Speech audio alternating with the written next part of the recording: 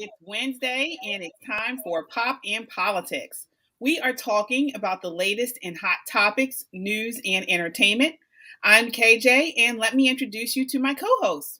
We have Yana, we have Colleen, and tonight, as you can see, we have invited the guys to join in on the conversation. We have Joshua Shafran.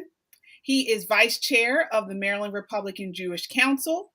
Tyrone is an economic strategist and host of Money Changes Everything. And we have Stephen Hochbaum. He is the news director for Metro Conservative Media. Shelley is out this week, but she will be back next week. All right, so as I always say, join the conversation by leaving a comment on our Facebook, YouTube, or Twitter.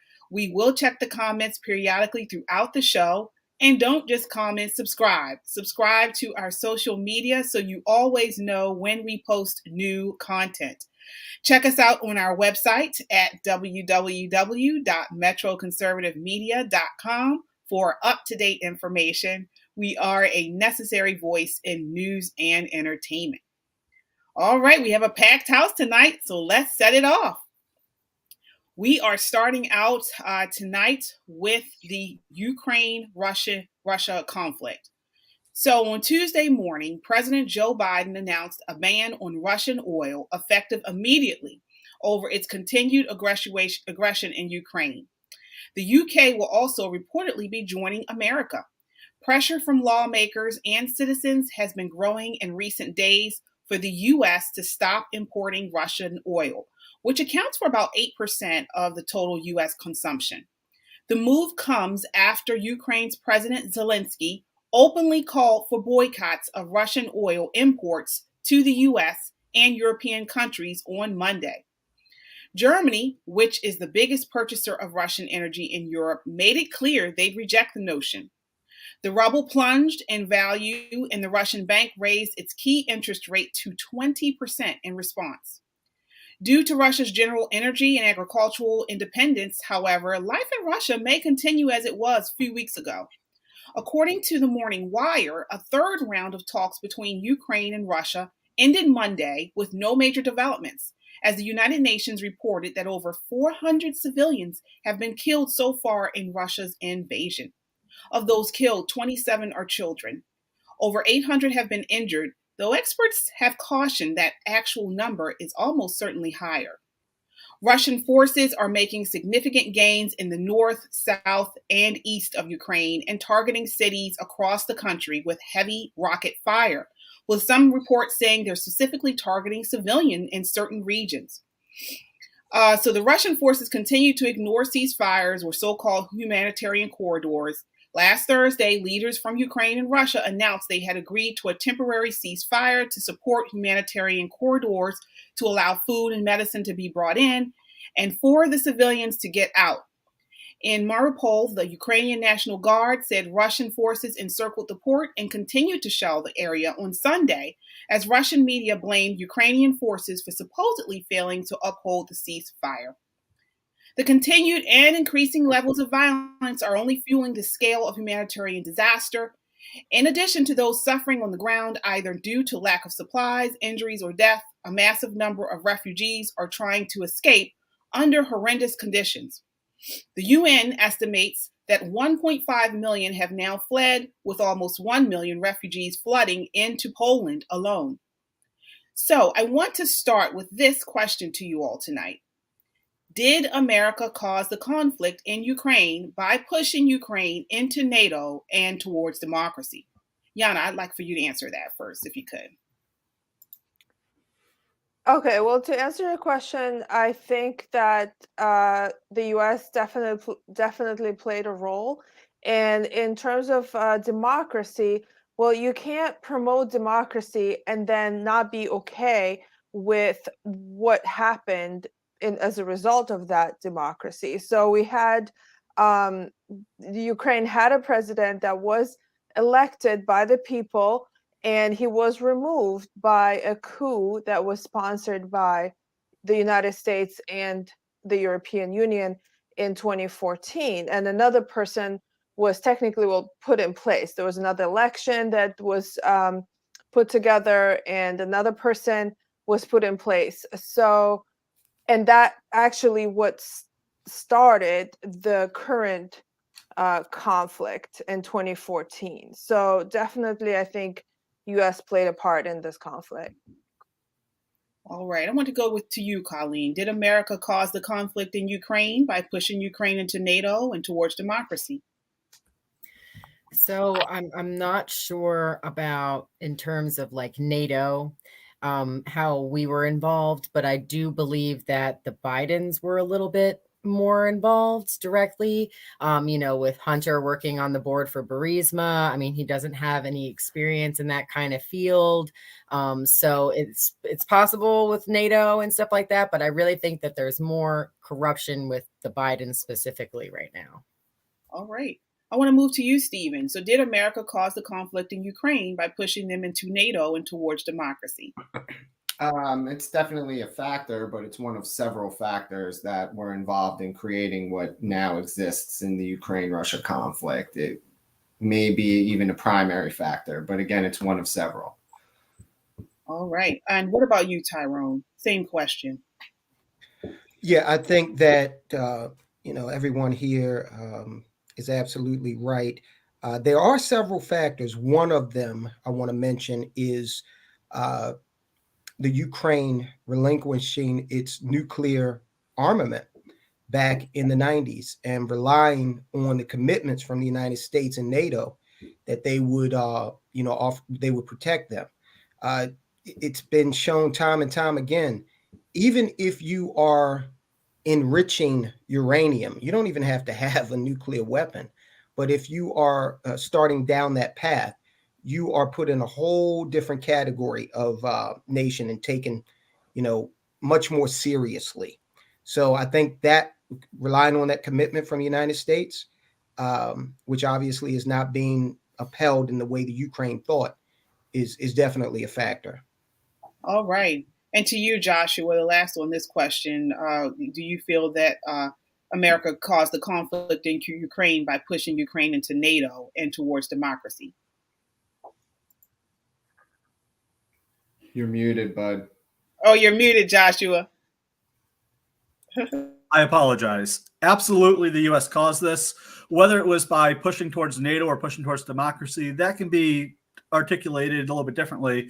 But they did cause it by providing weapons and humanitarian aid towards Ukraine, which ultimately aggravated Russia. But then the U.S. wasn't prepared to fully support Ukraine, despite being the cause of Russian aggression, ultimately. Okay. All right. I wanted to, do we have a response? Did anyone want to respond to that? You guys kind of said the same thing. Well, I just want to say something right out of the gate. There's been a lot of talk about the weapons of mass destruction, the nukes that Ukraine held. Those were Soviet nukes that they had no ability to handle, manage, maintain, or actually use. So yes, although I agree with what you're saying in terms of what a nuclear power is treated, Tyrone, the reality of those nukes is just to change the gas inside the ICBMs that were inside Ukraine would have risked blowing one up and leveling the city that it was stored in, because they did not have the keys or the codes to actively use any of those nuclear weapons. They were urged to give it back, agreed, by a security guarantee from the United States, which I also agree with you, Joshua, that they were unwilling to follow through. It was an empty promise made to appease Russian interests at the time.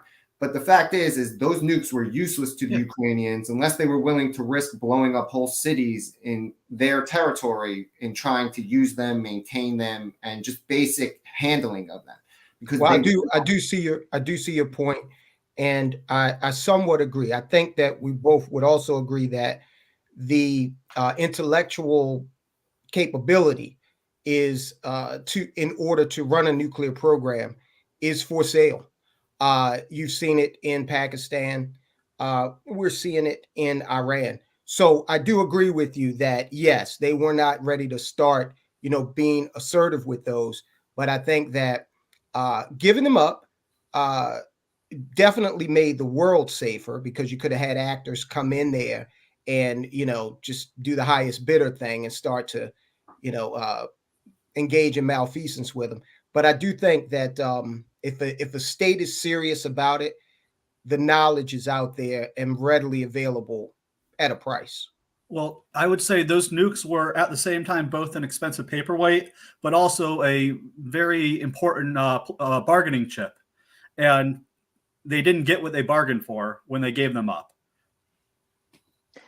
Yeah, I wanted to say, go ahead, Yana. No, I was just going to comment on something else. The current crisis that we're having right now in Ukraine, and KJ has presented some of information. However, we do have to look at, I mean, in my opinion, on both sides and both perspectives. So whatever that we're getting here in the West, the information, we have to counter that like with what the Russian side is reporting. And right now it's actually being heavily censored. And even though you may say, well, there's misinformation, but we know that there were so many fake stories immediately after the crisis started. There was so many fakes coming from the Ukrainian side. Well, so how can we get real information when Russia has pretty much put out all of the media? So we know that the Kremlin actually mentioned that a lot of media has been expelled because they came out with that. They basically said if there's any media that are putting out propaganda, what they call, but basically it's any information that is contrary to Russia propaganda would be under heavy scrutiny, almost killing, murder. But well, I think that first you can go into channels where there's actual people on the ground reporting. There are some reporters that are on the ground. I know that there's a French reporter that's been on the ground for years in that part of the world. Also, just what people share, just regular civilians. And of course, all I'm saying is that you got to look at both sides. And for example, Russia targeting civilians, I mean, I can't agree with that, because the whole strategy is this is a special operation. This is not a war. And this is to target military bases. So, for example, we had stories in the West that Russia was targeting schools. But actually, it's because they found out that the Ukrainian forces were hiding inside schools. Children are not going to school right now during this time. And also about the civilians trying to flee. Russia was actually organizing humanitarian corridors, how they call them. So they would say, well, we're not going to shoot anywhere around here, and you can get on buses and cars and you can get out. And actually it was Ukrainians that were preventing people from leaving, and they were literally shooting at people who were trying to leave. So that information is being suppressed in the West, and I think that needs to be looked at as well. Okay, I want to ask you guys, can someone respond to that? So yeah, I've actually read that some of those humanitarian corridors Russia proposed were to go either into Belarus or into Russia, which Ukraine rejected out of hand, because to them they're saying that's going straight into either a labor camp or a slaughterhouse. Oh my God! Yeah. Have they asked the people? I mean, they had people literally lining up with their bags. What I'm saying is, I agree. There's a lot of misinformation coming out of Ukraine. Whether it's right-wing or left-wing American media, both of them are propping up Ukraine like crazy, and it's transparent and it's complete BS. But at the same time, we have to be critical and skeptical of Russia as well. I want to say because there's propaganda out of Ukraine doesn't mean Russia's the good guy. They're not just propping up Ukraine. They're spreading anti-Russia sentiment. If you're not realizing that Eric Swalwell sent out a tweet not too long ago saying we should send all the Russian students back. When has that ever been okay in America, where we suddenly have anti any nation sentiment? They wouldn't even let us talk about COVID coming from China when it first came out. Now we're sending Russian students home. I actually think they like Putin. I agree with sending Russian students back. Wait, you agree with that? I agree with that 100%. Can you expand, Joshua, and then we can on that. Of course. So the way to combat Russia, it's through diplomatic efforts. By revoking the visas, that's going to make Russia hurt. we have to take them off the world stage and recognize that we cannot do business with them. So That's you're what saying comes it was down to. okay to intern Japanese in World War II? Like, I'm not really sure. That's in line with this. You're raising anti-Russian sentiment. You're raising the Japanese who were interned, if they were Americans, that's different. If they had Japanese passports, yes, it would be okay, or to deport them. I completely agree with that. disagree. So that you were okay with the Islam ban, like the banning of what they called the Muslim ban, like these. You mean what the Democrats called the Muslim ban? Yeah, but I'm saying like you would stand that it would be okay to pick on a group of people inside certain countries that were a high terror threat, of course. You had a former ambassador. You had a former ambassador under Barack Obama suggest that all of the Russian people needed to be held responsible for the actions of their government. There are no innocent Russians. Yes. Now, here's the thing: if we start to adopt that kind of thought process, then we are basically in agreement with Islamic fundamentalists who do not distinguish American policy from American citizens. Yeah. So wait a minute. So are you saying that we should punish Saudi Arabia for not letting every American have a free visa into Saudi all the time because they don't allow Americans to traverse back and forth freely? Where the fraction of democracy? They punish America because of America's actions. Okay, let's stay on Russia. I'm talking about diplomatic visas and punishing individuals. Okay, let me just finish my thought. I believe that this ambassador, and forgive me, I forget his name, I'll get it in a minute. Lindsey Graham coming out and suggesting that basically an act of war be committed by assassinating President Putin. He was out of line. This is he shouldn't say that. This has gone way beyond the pale. And listen, if you're an advocate for distinguishing between citizens and policymakers in a conventional war, then that should be extended when it comes to their rights otherwise. Okay, if they're guilty of subversion or espionage, that's a different thing. But people who are just trying to go about their lives just by virtue of the fact that they have a different nationality, if we're going to start treating them differently, that's a very slippery slope. So Joshua, I also have a question. So like the way you said, that we need to send all the Russians out, that, we have to show them a strong message. Here on a visa. No. My question is to you, what did Russia do to America in this particular conflict? Right. We're not at war with Russia, or are we? Yeah. So Joshua, actually, I love that question because right now, the way I see it is we are doing these half-ass, half measures, which the sanctions are. We need to either say, all right, we completely condemn Russia and we are going to stop them, or we need to get out. But the fact is we're doing these escalating measures which have no red line and have no effect once. But what do you think? What do you think should be the U.S. response? What do 15 and 16-year-old kids who live here who play hockey have to do with Putin invading Ukraine? What does banning classical literature have to do with people? I never said we should ban classical literature. And actually, that was based on a fake meme about Oprah's book club. Are you spreading fake news now? Come on. I'm not saying he said that, but these are the things that come from escalating to attacking basic Russian citizens who have nothing to do with what goes on in Russia. You think Putin cares we send home the university students? Do you think that has any effect on what his decision making is? He is only concerned about the group of people he uses to control the country. That is it. And even they are getting squeezed hard and he still doesn't care. So picking on that EA Sports removed all the Russian teams, like this is, where does it end? If we pick on Russian speaking students, we're supposed to have the more. I didn't say Russian speaking. I said Russian. Russian passport holding. You keep twisting my words. Apologies. Russian passport holding students. Where does it stop? There is no reasonable assessment that says this has any overall effect on the strategy of Russia. Let him respond. Go ahead, Josh, and then we have Yana. I don't understand where the question is. I think I've been consistent, and just because nobody agrees with me, it doesn't make me wrong. It just means that we have a disagreement, and that's okay. I do believe that if we are opposing Russia and if we are trying to hold a line, we should say, okay, well, we need to cut off diplomatic relations. It doesn't mean we have to go to war, but we do need to expel the ambassadors and we do need to expel the visa holders until we can establish new diplomatic relations on different terms.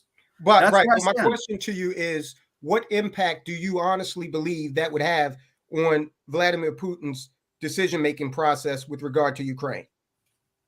I think it'll affect the morale over there massively, because other countries will follow suit. If we expel ambassadors, visa holders, everybody follows America's lead. Really? By Germany isolating isn't. them, their morale Let will him be finish, killed, please. Let him and finish. it'll change things dramatically. So That's so the seizure of assets from his oligarch friends has not swayed him, but sending home students who he has no idea who they even are, that's going to move him. I think it could have an effect, yes. I think that's naive. I think that's a very naive. And opinion. you're entitled to that opinion. You want to punish regular people who have no bearing. Like, he doesn't care that 200 companies walked away from his country because his money is square. So once again, why we can apply the standard to any other country, but you're holding America to a different standard.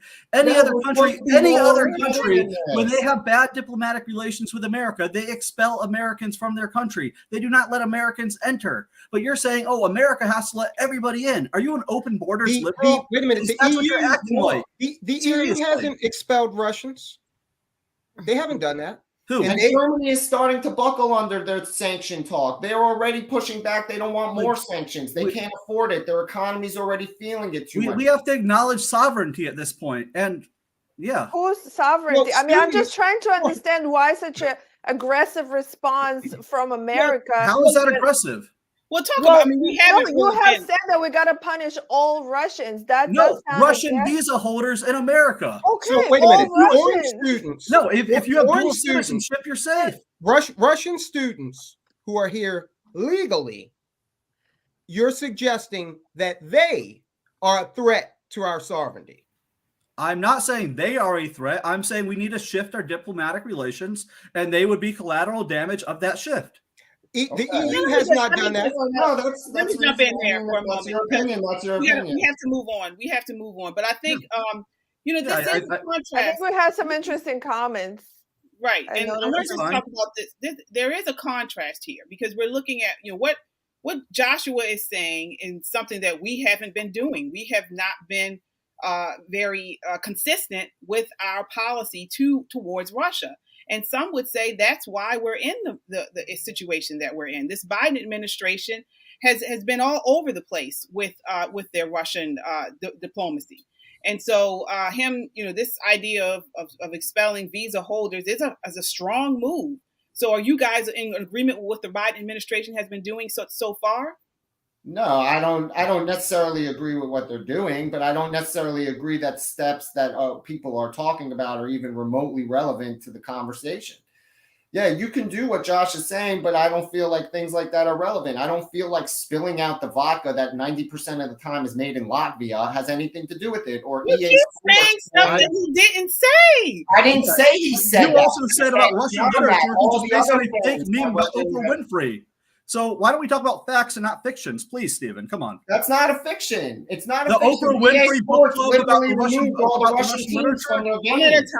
One at a time. What were you saying, Steve? I mean, where does it stop? Where do we get to claim the moral high ground in this if we're only going to be focusing on the civilians? If you want policy that directly attacks him and his oligarchy, fine. Those are the people who run Russia. Those are the people who are affected. You want to seize the guy's $500 million yacht in Europe that they seized in Italy, go ahead. You want to make their lives miserable. But McDonald's pulling all their McDonald's out of Russia so that average Russians suffer is not going to change the face of what Putin does. He could care less. He never cared. If he did, he wouldn't have crossed the red line. That's going to what red line? What red line? In Ukraine, where there were troops were before, and now they went in, and we called it an invasion. That's the red line. No, but we did not actually say, hey, here is the red line. If you cross this, then there will be consequences. No, we're talking. I mean, in the sense that it was labeled the red line on the map because he had troops stationed in those regions already prior to what we're calling the invasion. I mean, they couldn't even call it an invasion the first 3 days. They had to figure out 3 days later that what they had done by now is an invasion. I agree the Biden policy on this has been terrible, but I agree American policy towards Russia has been terrible. Even Donald Trump, in all his wiseness that I'm going to bomb Moscow if you invade Ukraine, it's insanity kept us safe. It's not that he was some Right, political and genius. recently I would Trump say said something naivete versus ridiculous insanity. about I the agree. planes. I heard Trump saying something about putting what is it, Chinese flags on American planes and bombing Russia. Like, I mean, overall, the whole world is overreacting, and also not reacting properly, because like we said in the beginning of this program, is that people are dying. They are actually dying, whether it's, you know, who is responsible and what is really happening, we do not know, What do you because we're mean? not on the ground. Russia invaded a Ukraine, not in sovereign Russia. country. Russia Hold invaded. on, hold on. This is what Ukraine is let not me invading finish. Let me Russia. finish. So that's what I'm saying. People are dying. Why are And they dying? because of the conflict. Oh, well, can someone explain why people have been dying for the past 8 years in the east of Ukraine? Because the Ukrainians have been bombing them. So yes, they're dying as a result of that original aggression. However, the whole world is now fighting amongst themselves, who is pro-Russia, who is against Russia, and nobody is coming together to actually talk and resolve this conflict. Well, Like, how I can we actually talk? studied Okay, conflict Okay, let's talk analysis. about that. I want to talk about that because Russia did provide some what they want. They provided what they want from Ukraine in order to stop this conflict. So they basically said that they want Ukraine to put in their constitution that they will not join the EU or NATO. They also said they want them to make the what do I have here? I think they said something about they want the not Crimea. Crimea, Crimea and And the Donbass. to be part of Russia. And I think it was one other thing. They wanted to install a separate president in Ukraine loyal to Putin. That was the final thing. That was not one of their demands. Yes, it actually was. Primarily be annexed, the two regions be independent, and that Ukraine maintain demilitarized neutral status. Now, do I agree with all those things? No. But the same thing is when Ukraine is talking about they'll negotiate, they automatically start with the position none of those things are acceptable to Ukraine. Actually, today they changed. Today they said that they would consider recognizing the sovereignty of the eastern region.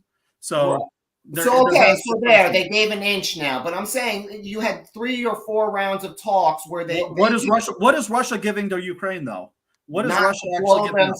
To not blow them up anymore. If you're Zelensky, so you're recognizing Russia's West endlessly to get us to escalate. That failed. He lied 3 times about nuclear holocaust coming. We all know this now. First, when they came through Chernobyl, they lied that was melting down. Then they lied about the power plant being on fire. Then they lied again today about the electricity being cut off to Chernobyl.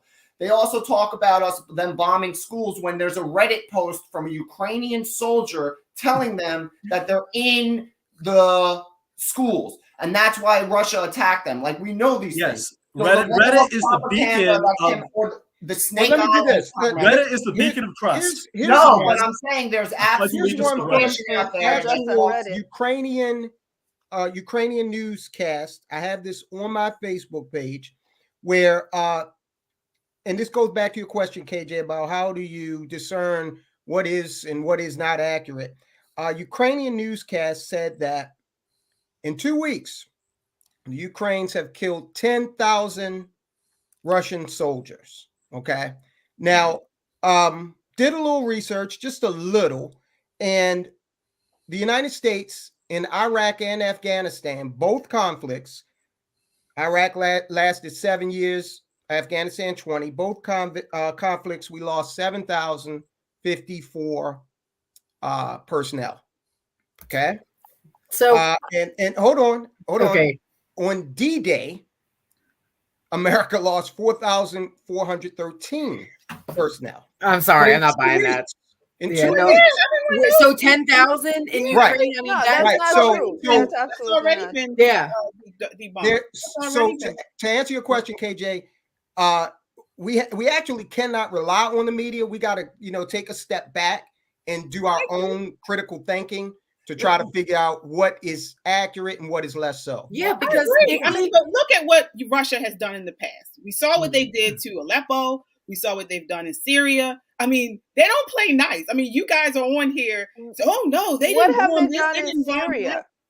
They have. Well, they've just they just contracted Syrian rebels to come out into Ukraine. That's not true. That we know that that's not true. They have no evidence of that. These are more claims that are unsubstantiated. I'm not saying all of your Russia claims are invading, unsubstantiated as well. but that's my point. You have Zelensky saying that all the guys on Snake Island are going to get post-humanist medals, but they're all alive. And then you have everyone carrying water that in the fog of war, you lose contact with people, but then you claim they're dead. The ghost of Kiev, he has lied to the world leadership to get escalation. Then our own government played a game with Poland. They tried to get Poland to give MiG-29s. Then Poland's like, okay, we'll leave them in Ramstein's Air Force Base. And then Blinken says today, oh, we were totally unprepared for that comment. We had no idea they wanted to push them. And now planes are off the table. Yeah, So, no, actually, I want to jump on this because this actually. Well, really let me ask you a question. What I want to really know is, where does the ghost of Kiev park the plane? Where does he keep the MiG when not in use? Fabrication. We know but that that's what I'm saying. How can you trust either Ukraine is side? putting out pro-Ukrainian propaganda to boost morale because they're probably getting their asses kicked every day.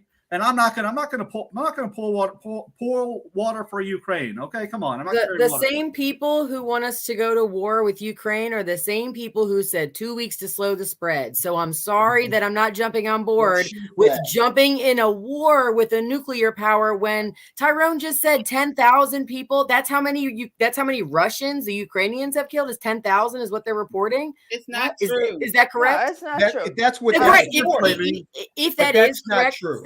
say it is correct. Say that's what the media is reporting and say that's The correct. media has already Why do they need our help? that. You know, that's what they're reporting, right? Right. But Right. also, I just want to say, you know, in the West, a lot of times the media likes to bring light to humanitarian crisis, or let's say separatists who are being oppressed by another country. So we heard about Kurds, for example. You know, we've learned that, you know, Kurdish people were being oppressed by the Iraqi government. And but why is it so? People get so uncomfortable when somebody brings up the east of Ukraine that are literally welcoming the Russian soldiers right now. Why can't we talk about that? Who said we can't? Well, nobody has talked about it on, I mean, this conversation, and plus it's being censored. Any information about that region and the way that people are reacting to the Russian soldiers, we don't hear it in the West. And I just want to remind everyone a little piece of history that everyone here is familiar with. The United States doesn't tolerate opposing ideologies in its hemisphere, let alone right next door. If you go back to the Cuban Missile Crisis, the Monroe Doctrine, this is something that we almost had a nuclear war over the prospect of Russia being 90 miles away. So it's funny that a lot of Americans don't seem to understand our intolerance for having these, for at that time having the Warsaw Pact right next door. Okay, and we have no sort of empathy for another nation's desire to keep an opposing ideology from getting a foothold in its territory. All right, we do have to move on from there. We do have to move on. I do want to take some comments. I think one thing we can all agree on is that, you know, Putin envisions a reimagined world order. He clearly lusts for a return to Russia glory, and he sees that China is oriented itself under Xi Jinping toward a similar purpose. So whether you guys want to cream all over Putin and Russia is fine.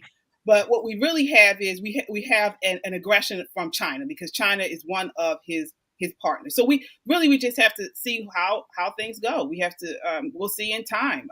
One thing we know for sure is that he has not been aggressive with the NATO countries that surround him, but it looks like Ukraine is not a NATO country, and so they're up for reckoning. But you know, so he may get aggressive with other non-NATO countries. We don't know. So all we can do is wait and see. I want to look at some of the comments before we move on. I have here, let's see here.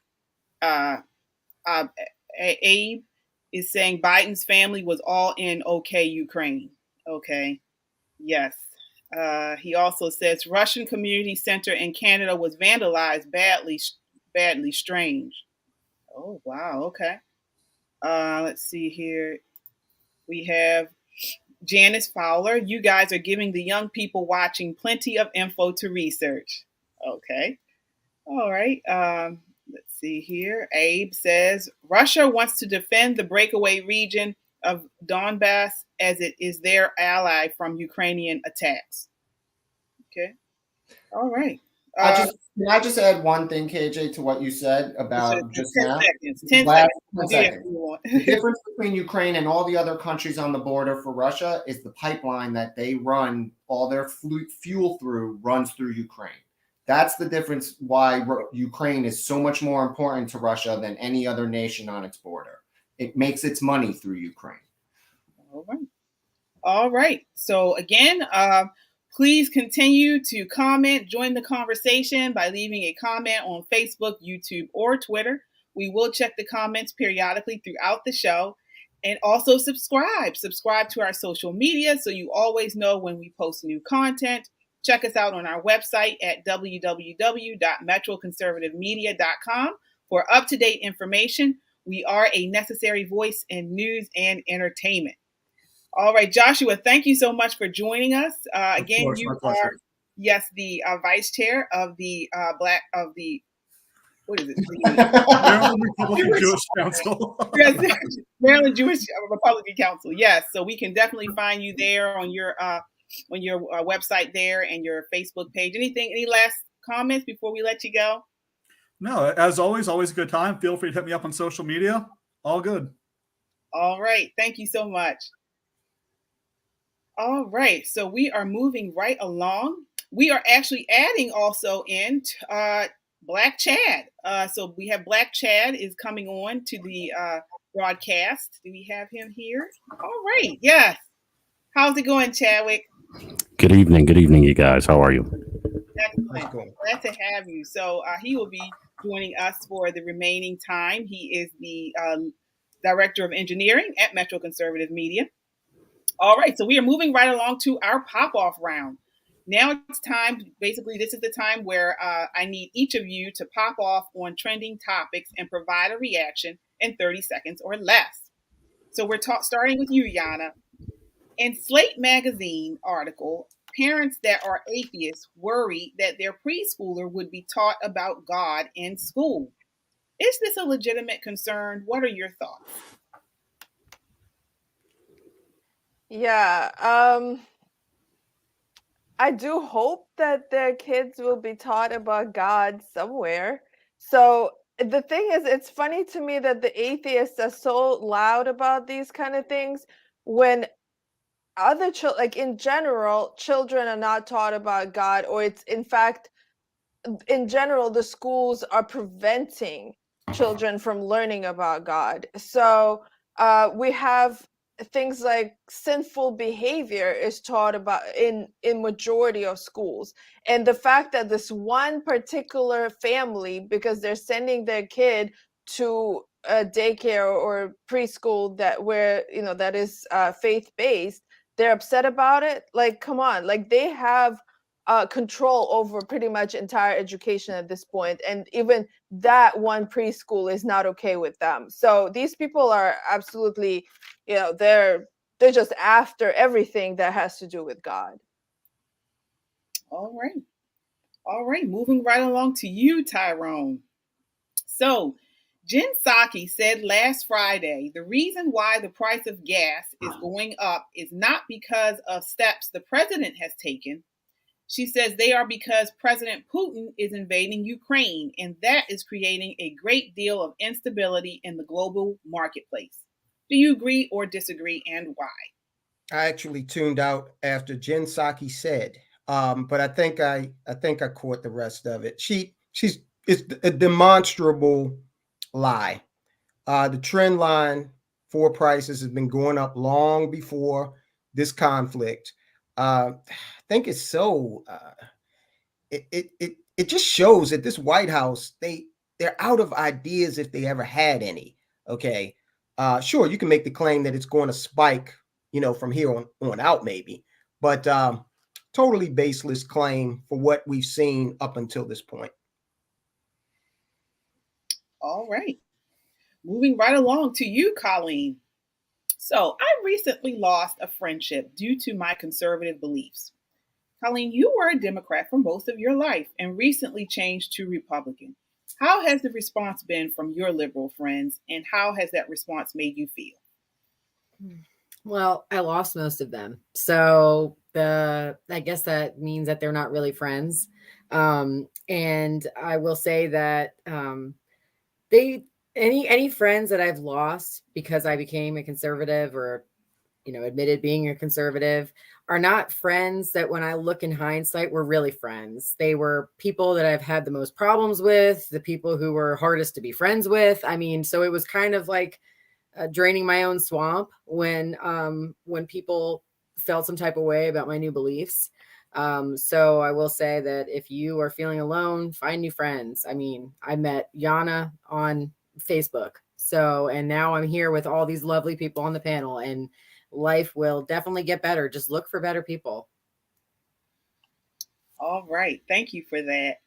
All right. And lastly, Chad, I wanted you to take a look at this video. I got a good job. I make very, very good money. And she says, I need now is a man. It's like, yo, it's like, who wants you? Who wants you? Literally, she says, I got a good job. I make very, very good money. And she says, the only thing I need now is a man.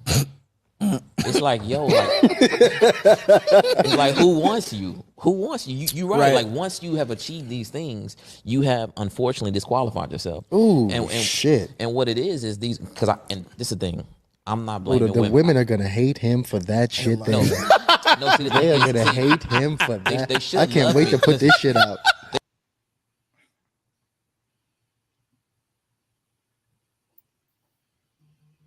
All right. So basically, he was saying high earning women are less attractive, i.e., not very desirable to date. Do you agree or disagree with what he said, and why? Do I agree or disagree? The fact of the matter is, if you look at the statistics, it just proves it. Men and women are attracted to two completely different things. Men are attracted to what is a specific age range, womb, friendly, peaceful, all of that. That's what men are attracted to. Women are attracted to what is protection, provision, if you can provide all of that good fun stuff. So because of that, women who make a specific amount of money effectively range themselves out of 90% of the men because they are looking for a superior. Women are not looking for a man to take care of them. That's why the majority of the time they lose out to the chick at McDonald's. All right. All right. So I think I got everybody. Again, join the conversation by leaving a comment on Facebook, YouTube, or Twitter. We will check the comments periodically throughout the show. Do you have a question that you'd like to hear answered by one of our co-hosts? Email me, KJ, at metroconservativemedia.com. We will ask the co-host your question during our pop-off. Oh, wait. I am so sorry. I forgot Stephen. It's okay. Right. I have you. Okay, Stephen, here we go. The United States is preparing to lift sanctions on several of the Iranian regime's most notorious human rights abusers implicated in the torture and execution of political dissidents, the murder of protesters, and the persecution of Iran's LGBTQ community. What are your thoughts? It's terrible. I mean, they're so desperate to make, first of all, if people don't know, it's a very backwards thing because Russia is the one negotiating the deal for the United States as we fight a war or a proxy war in Ukraine with Russia. But that being said, they're willing to agree to almost anything that the Iranians seem to want in order to get this deal done, which almost guarantees in the future a nuclear weapon in the hands of Iran. This is not the deal that it's not a return to Obama's terrible deal, which was far better than what they're negotiating now.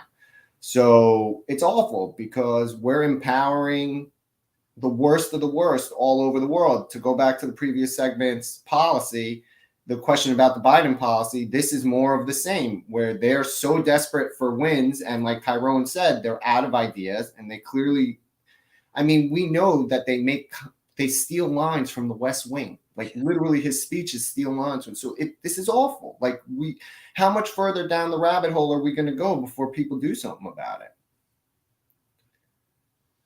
All right. All right. As I was mentioning before, if you have a question for one of our co-hosts, email me, kj@metroconservativemedia.com. We will ask the co-host your question during our pop-off. All right. We have some comments here. I'll go through those very quickly. I have Abe. He says, good point, Tyrone, on the tolerance of USA. Let's see here.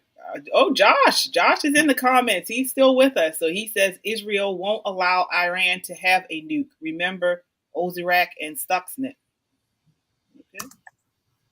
Okay. And then lastly, he says Ozark was when Israel bombed Iraq's nuclear reactor. All right. I think he's responding to your pop-off question, Stephen. Yeah. All right. So we are moving right along to our next topic. Lakeith Stanfield. So actor Lakeith Stanfield is showing the world he's an artist in more ways than one. The Atlanta actor graces the latest cover of Replica Man magazine, where he is photographed wearing lacy knee-high stockings and patent leather shoes. As Madame Noir reported, Stanfield sports a black V-line tank, a do-rag, and a blazer while crossing his stockings covered legs for the magazine's edgy, high-fashion spring 2022 issue. So my question to you all is, how does a heterosexual man look and act in 2022? I want to start with you, Chadwick. Yeah. My mentality is any masculinity today is considered toxic masculinity, 1. And 2, black masculinity in particular is pushed to be non-existent. All right. Stephen, what are your thoughts on this photo spread of Lakeith? Honestly, I don't know. I get my masculinity from the 90s. Okay. Otherwise, I'm with Black Chad, man. Okay. Yana, what are your thoughts on the spread? Well, where's masculinity in 2022? That depends where we are in the world. So we see actually right now, I follow, different sides of the world and what is happening. So it seems like what is being pushed on America, on Western Europe, is this like blurring of the masculinity and femininity, and in fact pushing femininity on everything. And then you have the other world where it's just much more masculine, where we have Russia, we have China, and the Middle East as well, where the masculinity is praised and loved. And so I think that we need to be really careful with this because strength will eventually win. And so if America wants to be strong, then they need to stop with that. Like, get back to being normal. All right. Colleen, what are your thoughts on the spread and question of masculinity in 2022? Yeah, I mean, to really kind of play off of Yana, it really is a threat to American power. I mean, our men are significantly they have lower testosterone levels, increased estrogen levels. Our CIA and Army recruiting videos look like something out of a Disney film. Mm-hmm. I mean, it's a serious concern, and they want us to go overseas and fight against Russia And they're pushing this in our media constantly. I mean, like, this is like, they want to normalize it. They have articles about bromances, guys cuddle when they're by themselves and stuff, and all these straight guys that are like, no, we don't. So it's a really big threat to American power. I mean, I will never fault anybody for living in however they want to live, but I will say that this is definitely intentional to demasculate men in America. All right. And Tyrone, what are your thoughts on this? How does heterosexual man look or act in 2022? Well, piggyback on what Yana said. It's situational in terms of the geography. Alexander the Great is said to have been at least bisexual, but he wasn't feminine. Conquered, most of the known world at that time, and he did it with a healthy dose of toxic masculinity. China recently, last year, they came out and they banned what they said were any effeminate men from their television. They said the reason why they were doing that is because they didn't want Western influences to water down their masculinity. Okay, because China is, planning on making some moves in this world, and they know that masculinity wins wars, quite frankly. So just I'll end on this. There's an article in Vice magazine. I put that on my Facebook page too. And some of the transgender, now forgive me, because I don't know all the terminology, and I'm not trying to learn it. The him, her, it, I don't know. But the men who have decided they want to be women in Ukraine, their ID cards have male on it, and they're running around panicking because they're being conscripted, because Zelensky put the rule that 18 to 60 men have to stay and they have to fight and defend the country. So this is where the rubber meets the road. The sign of a very decadent society is, in my opinion, veganism, because if you're out there doing any real work, you need a lot more calories and carbohydrates than a salad can give you.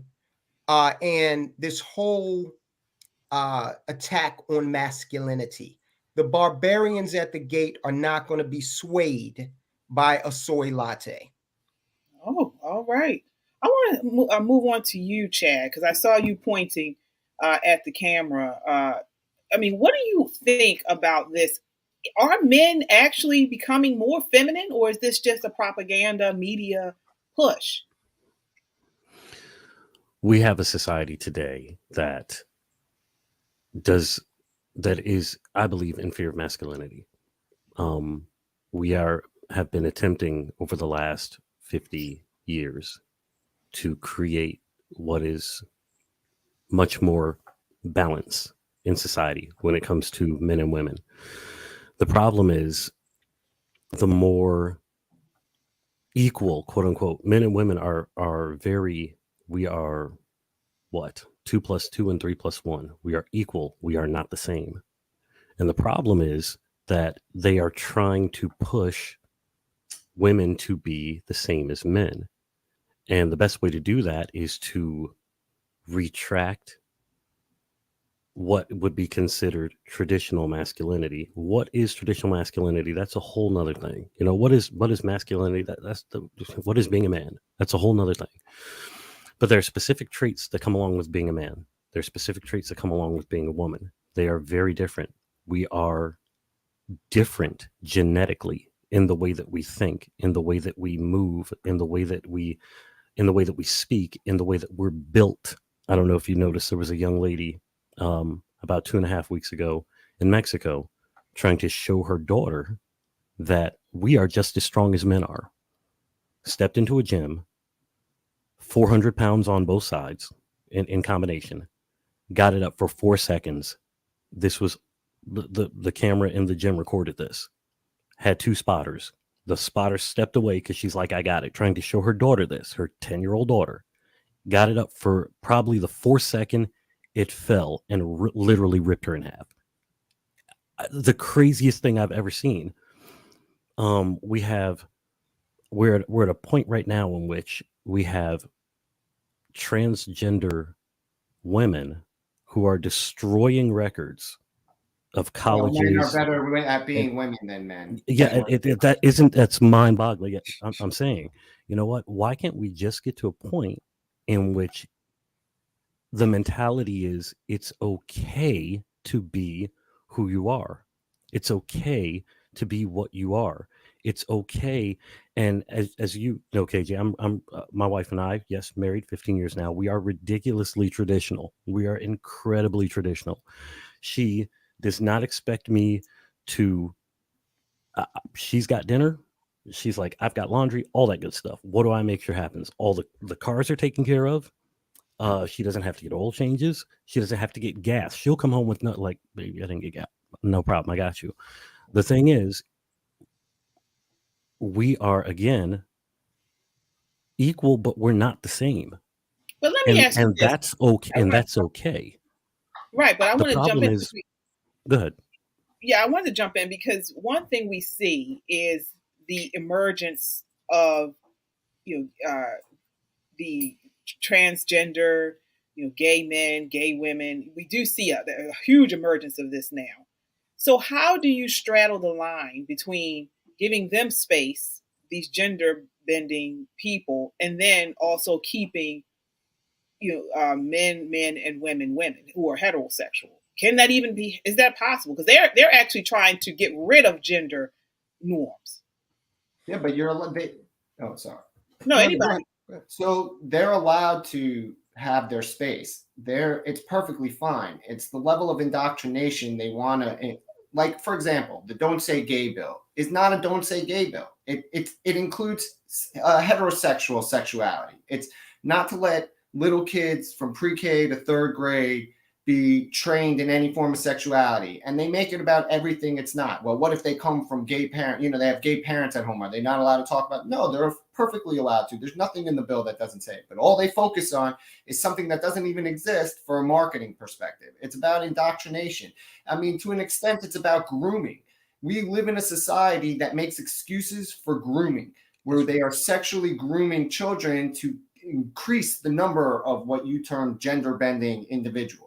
Yeah. This is not healthy living. No. This is not about sharing space. This is about invading the space of what they call cisgendered heterosexuals and making it their space. It's a war that they've chosen to fight in terms of because we're a threat to them for existing. And Yeah. Stephen, there should be no reason that my daughter brings home paperwork that says, hey, we're starting sex ed, and the first 4 paragraphs of it is about LGBT. Right. That And so, makes for example, no sense. 100%. You know what I mean? I've visited a high school in the area, and they got gay flags like all over, like in different classrooms. They're placed there. And it's like, there's one thing, you teach the children to be respectful and not to be, hateful or hurt anyone who you disagree with. That, you can teach that.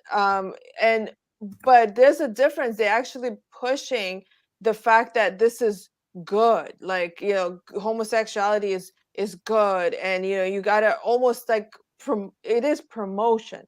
So you can still be a respectful human being without promoting homosexuality or transgenderism, but they want to literally change the culture and the human mentality about the whole thing.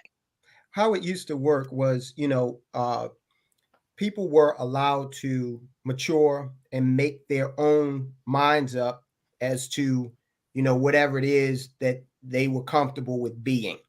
But you've got the public school system and a lot of the bureaucracy and elected officials, the entertainment industry, pushing this narrative that the narrative is almost at the point where if you're heterosexual, there's something wrong with you. Okay. And this is being pumped into young, impressionable minds. And Evie's not on here tonight, but I know, look, I had a debate with a woman yesterday on homeschooling. I was homeschooled. I don't have kids. So we're going back and forth. And she's like, hey, but you don't have kids. I said, look, lady, I don't need to be a helicopter pilot. If I see a helicopter turned over and on fire, I know something went wrong. So I know that what's going on in the public school system today, when you've got kids who are reading, high school kids who are reading at kindergarten level in Baltimore City, where do you find the time to talk about homosexuality? It's just there's an agenda behind that.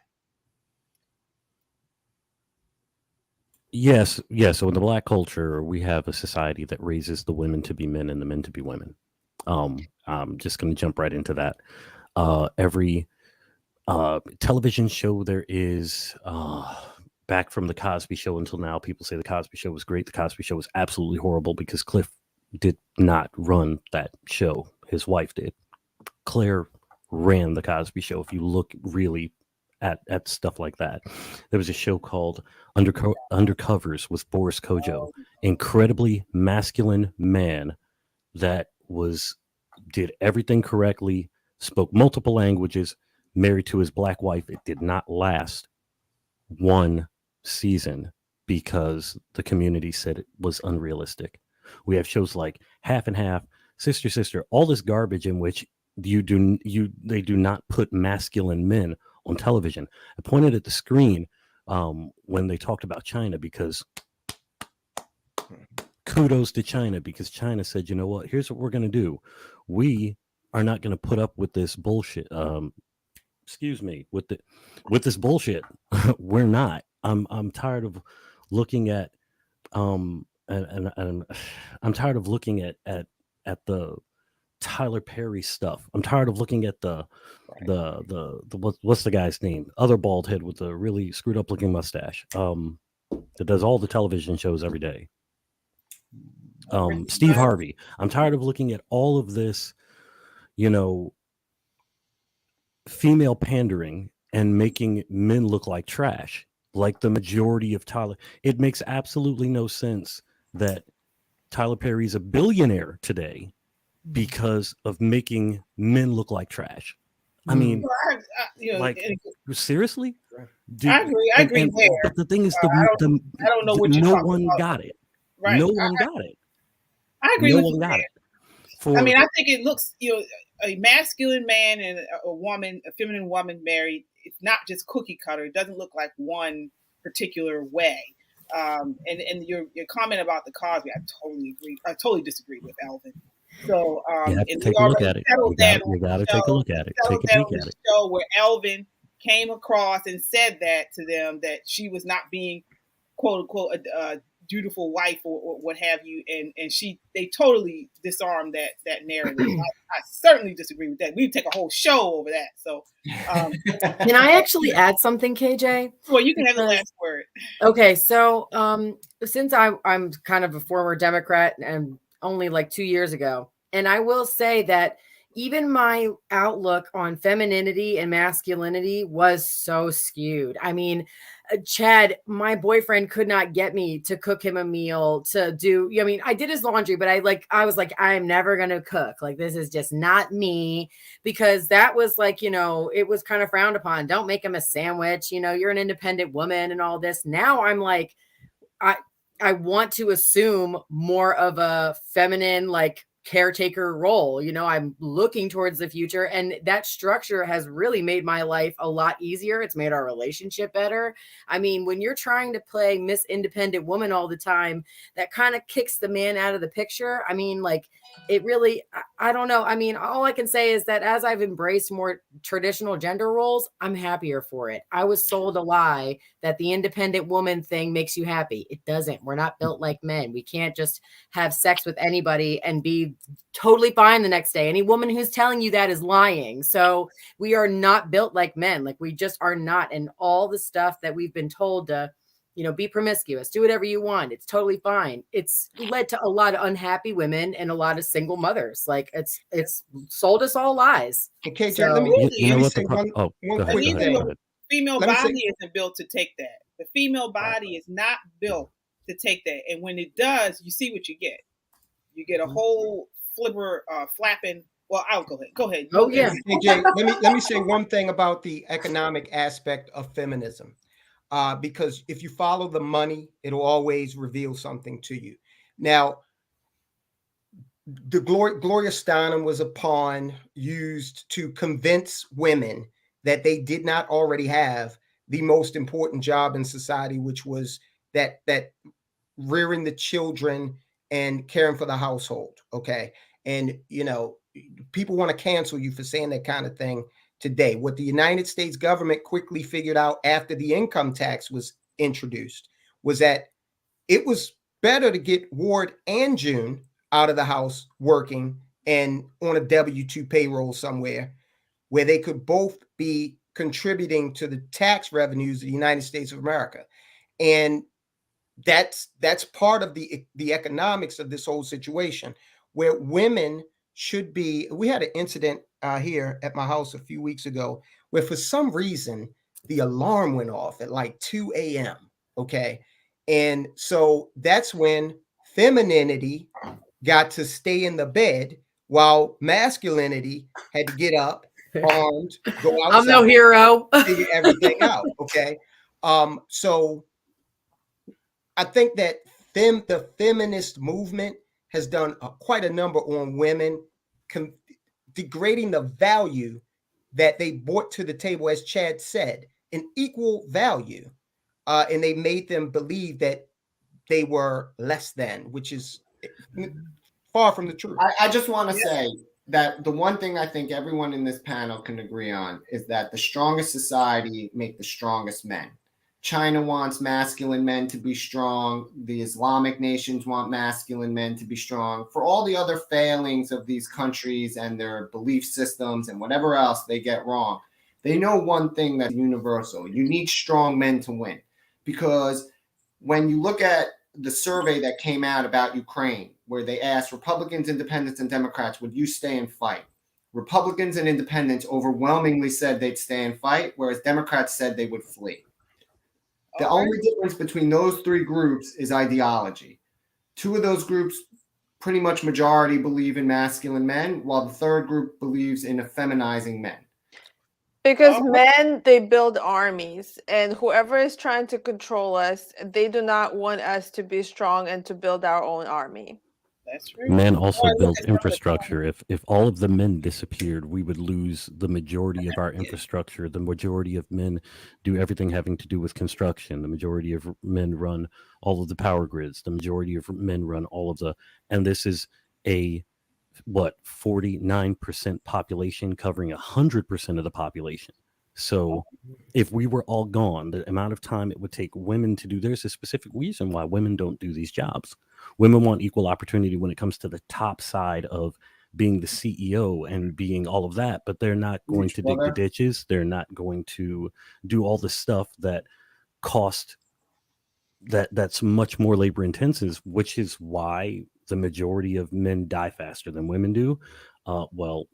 Women die in the brain faster. It's a 10-to-1 when it comes to Alzheimer's dementia, but still, if it's, I'm just trying to relay that it's really okay to be a traditional man and it's okay to be a traditional woman. All right, what I mean? We'll leave it on that because we do have to move on. We're running out of time. I do want to get to the comments. All right, so we have Black Chad. Yes, absolutely. You're the man, Steve. You're the man, bro. So we have Evie. Evie says gay men and women do not turn heterosexual men and women gay. Yes, they do. And then why do they engage in warfare on us then? Why are we their enemy? Greece proved that ages ago that, they actually had a whole policy about it. They turned everybody gay because they thought it was good. How did you turn somebody? What do you mean? But how did he turn someone gay? Well, actually, it's that's a known fact. In Sparta, they actually, in ancient Greece, they actually thought it was a good strategy to have everyone, all men, to be, if they're bisexual or gay, because they actually formed armies of these gay men who then fought together with their lovers, and they thought that that would be they would be more loyal to each other and to the fight. They actually were not loyal to the women. They didn't have like really wives. They were just procreating with some women, and so they would take children that were after, I believe, like 6 years old from the mothers, and they would pair that child with an older man to be their mentor, and who would teach them all kinds of things, including you know, the homosexuality. And that's what Sparta did. And that's why Alexander the Great was who he was in terms of his sexuality. He was the product of that. Oh wow! Well, thank you for that. I've always questioned that, because when you think of anal penetration, and There you we see go that again. becoming more and more common in heterosexuals, what is the difference between heterosexual man doing anal penetration than to a woman versus a man? It's still a butt. You know what? I think we should have a whole segment on that at a later date when I'm not on the show. I mean, that's something we can talk about another time. But I always wondered, because I'm thinking, if you are into that, what's the difference between a woman's butt and a man's butt? It's still a butt. But wouldn't you say the push for to go down this rabbit hole? Well, I don't want to. I know we don't have time. The push for that today, this whole ass obsession thing that you're talking about, is part of the war on heterosexuality. It's being taught as innate. Like, these things aren't just coming. I'm not saying people don't enjoy it, whatever. I'm not getting into but this total propaganda warfare that they have about sexuality in the West, it's part of an agenda.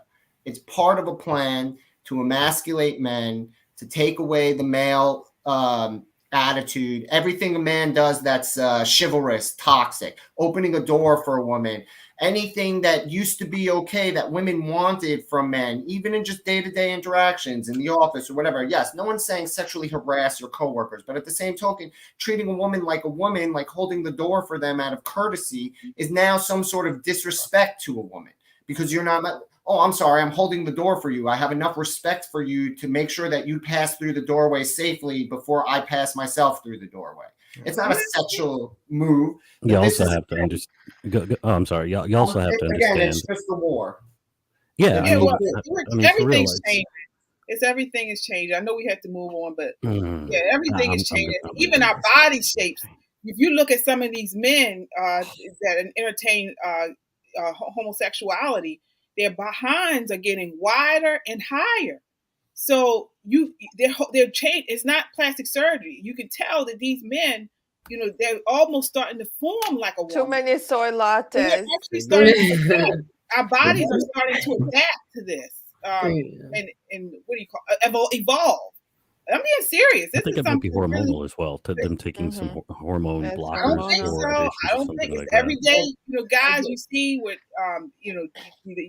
they identify as gay, and their behinds are very wide and they're becoming very high. If you wear your sister's pants long enough, they'll start to fit properly. What can I say? I think we're starting to evolve. I really do. But again, join the conversation by leaving a comment on Facebook, YouTube, or Twitter. We will check the comments periodically throughout the show. Also, subscribe to our social media so you always know when we post new content. Check us out on our website at www.metroconservativemedia.com for up-to-date information. We are a necessary voice in news and entertainment. All right, so last topic of the night. This is a quick one. So I'm not sure if everyone on the call is Republican, but this is something I wanted to ask you guys. Basically, I am a Republican, but. So finish that sentence with something that goes against the grain of the party. What is something that you don't necessarily agree with the national party of Republicans? I'll start with you, Stephen. I'm a Republican, but they have to earn my vote from here on out. I mean, I no longer hold a loyalty to this party that doesn't care about its members. Clearly, they didn't have $4 billion to build a wall on our southern border, but today they have $14 billion to send to a country that majority of the party isn't interested in defending. I mean, no matter what they want to say, I'm a Republican, but I will no longer blindly follow what they have to say. They have to earn my vote from here on out. All right. I want to move to you, Colleen. So I'm a Republican, but I support legalizing marijuana. I completely disagree anytime I see any kind of right-wing article about, why we should keep weed illegal and, moms against weed and all this stuff. I'm just like, I do not think that is one of the fish that we need to fry right now.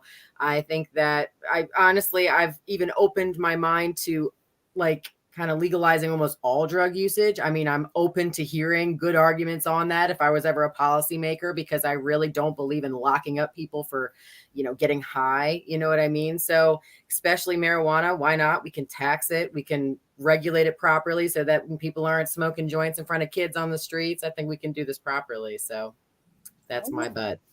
All right. Did you ever watch The Wire? No, I never actually got to watch the show, but I really should, honestly. I really need to watch it. They actually explored that on there. They explored it where they had an area of Baltimore where it was open.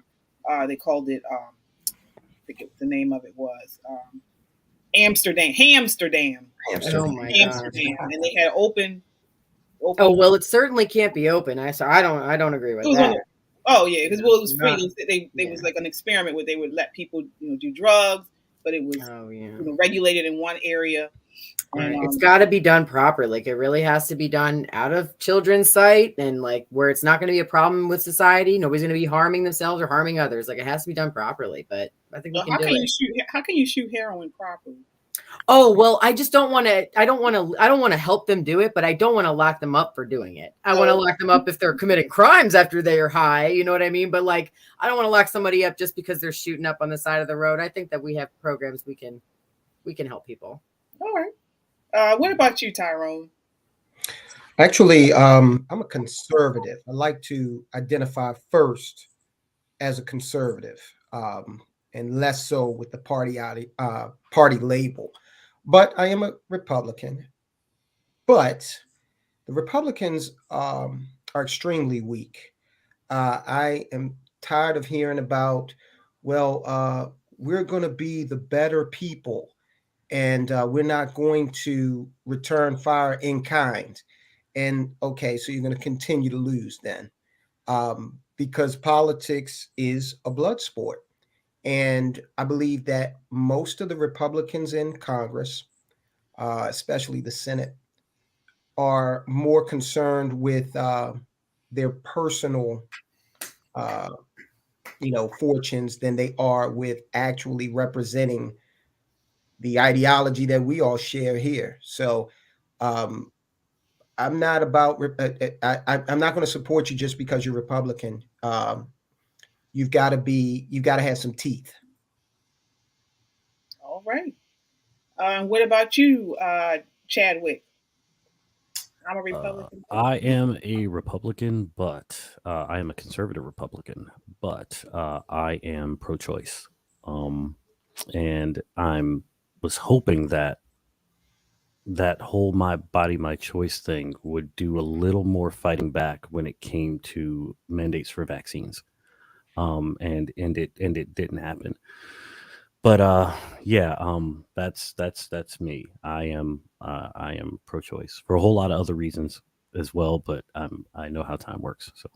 So am I, Chad. I agree, because I same thing with the vaccine. That's kind of conflicting. So it was really hard for me. I believe it's wrong. I believe abortion is murder, and I believe it's wrong. But I can't tell people what to do with their bodies. I can't. Well, that's another round we can go. Mm-hmm. But if we were Democrats, you guys would be just thrown out of, you'd be excommunicated for expressing a belief that's contrary to the party line. Yeah, they fight to win, not to have opinions. Mm-hmm. Yana, did I get you yet? I'm a Republican. Not yet. Okay. What about you? Well, I can say I'm a Republican, but I think that the party has been or is being infiltrated by the New World Order ideas and globalism. I think that to be something that Tyrone has said, that they're not being strong enough. And I think that the party, in order to promote this country, they need to be more focused on patriotism, on nationalism. Rather than welcoming these globalist ideas and just being stronger. All right. I guess I'll go. I am a Republican, but I wish more Republicans had the mindset of Trump as far as reaching out to minority communities. I really liked what he did. He throughout his campaign, he actually, I think he was like the first president, Republican president, to actually go into these communities. He talked about the Black communities. And so I wish more Republicans would do that. And not only that, but also strike down or talk against uh, rhetoric that is discriminatory and racist. As we mentioned last week, we talked about Nick Fuentes, who is a high ranking leader in the America First movement. And he has said countless anti Semitic and racist statements. But he had a huge political movement during CPAC, and we have candidates running under him here in Maryland also. So I don't really understand that, and I do wish Republicans would speak out more against that. Well, because CPAC isn't really conservative, we learned this week, didn't we? Are we going to talk about Match Lap? Are we going to talk about that? Oh, come on, please. We have to. That guy's awful, and he takes Soros money to boot. Well, he supported Leah Thomas, the swimmer. Yeah, but it's like this is CPAC, the man who chairs CPAC of the That's the problem. We have been fooled. It is no longer two parties. It's a uni-party in two suits. Whoever's in power is the party in power, and the other suit is the Oppo party. When the Democrats are the Oppo party, they burn down the country. No one bats an eye. When we're the Oppo party, when Republicans, we're expected to roll over and play dead while our leaders raise their fists furiously. This makes no sense. Why do we continue to support these people, and yet they do nothing for us in terms of meeting us at our level? We're always expected to meet them at their level. McConnell, we have $14 billion for Ukraine, but we don't have $4 billion to secure our own border. All right, we'll go to the comments. You got real quick, McConnell, you've got Romney, and here in Maryland you have Hogan. These are our standard bearers. Okay. Creepy Uncle Larry. Yeah. I want to go to some of the comments because we have some good ones before we end tonight. So I have here Joshua. Let's see. Legislating Christian values is wrong. We need to respect the separation of church and state. I certainly agree with that. The church and state. Let me just butt in here because I do this every time this is brought up. That was a notion that was written about in the letter to the Danbury Baptist. It was not codified in the Constitution. We have freedom from religion. Okay, and that's kind of spelled out in the First Amendment. But people bring that up, and I don't think they're aware that it was in a correspondence of different thoughts. It's not actually in a founding document. I mean, didn't our founding fathers say that we have to have a Christian morality? Like, I'm Jewish, so, when I say this, I say it purely from the political aspect, but this country has to be run with a Christian morality. That's what, that was a tenet of how our founding fathers wrote the Constitution. They didn't want to codify religion into it because they had freedom. They wanted to have freedom from and for religion. But the idea is you had to have some sort of moral Judeo-Christian value. Right. Yeah. And actually the founding fathers have said that the Constitution is for religious people, that if we do not have religious people in the country, this Constitution is just not going to work. And that's why, and that's why they keep wanting to change the Constitution. Yeah, they have been calling for that. But Didn't you have that guy this week say you should just throw it out and replace it with a better doctor? Yeah, Harvard grad. Yeah, I mean, what are we doing? What are we doing in this country anymore? Seriously, there are so many of us. He wasn't wrong. Trump wasn't wrong. We've just stayed silent and let them steamroll us. Democrat, Republican, Independent. There are millions of us on all sides of the argument who believe in a moral compass, but we let the fringe on either side determine what the conversations really are, when we should be taking back our country from those people and making the conversations more moral and just. There's room for everybody in that. And we have Republican Reprisal, who says, I am a Republican, but no longer blindly support the police or foreign wars. All right. I have here Evie. I'm a Republican, but I'm against endless wars, excessive spending, and the cowardice of many Republicans in D.C. We have Joshua. The Wire and Homicide: Life on the Street were based on the same exact book by David Simon. Yes. All right. Andy says, oh, snap, I like this guy. I think he's talking about Tyrone. Tyrone, yeah. Well, thank you, Andy. And then I'll go here. As Republicans, we're supposed to be for small government. 2020 opened my eyes to our police state when I saw officers arresting fathers in the park and surfers at the beach during COVID lockdown.